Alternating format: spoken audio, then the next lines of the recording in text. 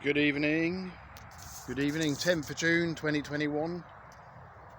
I'm over at my camp in Gloucestershire near a motorway, and I've got my Dacota fire pit there. That is the intake, and that is the underground fire pit. So it's an underground fire pit with another hole next to it connected by a tunnel, and that means you can have a fire without so easily being noticed because the fire is underground. Plus you can cook easily over the top of the hole. I've got a little grill there, as you can see.